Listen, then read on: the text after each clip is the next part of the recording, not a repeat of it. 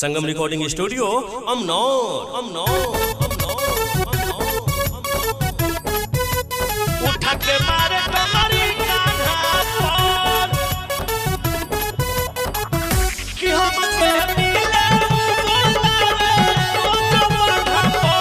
Music by Sugam Raja.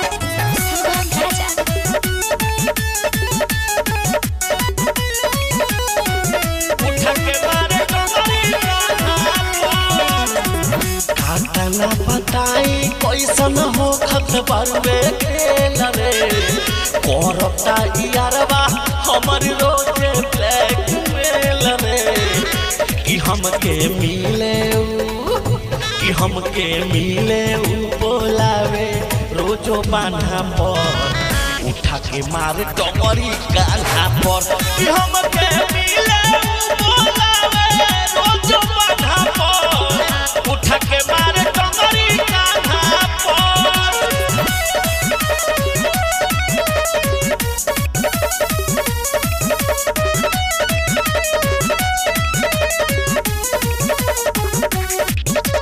Music by सुगम राजा।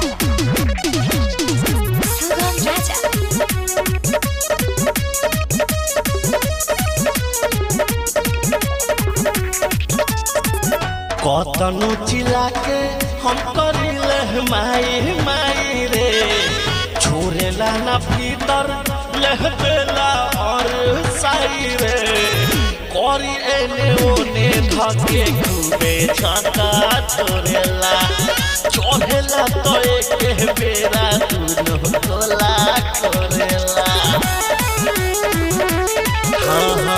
कतनो चिलाई धके खूबे छाता छोड़ेला चढ़ेला तो एक बेरा तीनो गोला करेला। जय बेर करेला उ लिखे मुआना पाना पर उठा के मारे टंगरी कान्हा पर हमके मिले बोलावे रोज बान्हा पर उठा के मारे टंगरी कान्हा पर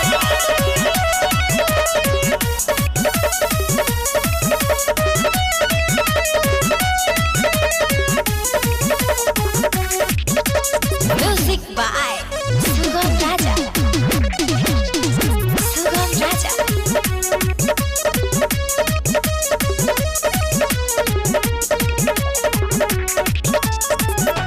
ओढ़नी हमार लाल लाल कही देवेला सखी रे हमार पूरा हाल कही देवेला लड्डू होला गला लेके आवेला जितेंद्र के बुझेला न दर्द मुआना हमारा अंदर के